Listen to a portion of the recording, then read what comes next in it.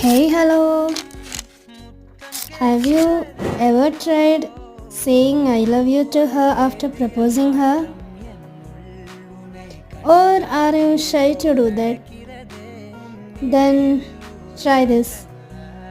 என் விரல்கள் ஏனோ துடிக்கிறதே காதல் ஏன் கவியே நீ என் அருகில் வந்தாலே உலகம் ஏன் இருளுது பகலிரவாய் மாறுது வளைவினில் எல்லாம் வளைந்து தொலைந்து போவேனா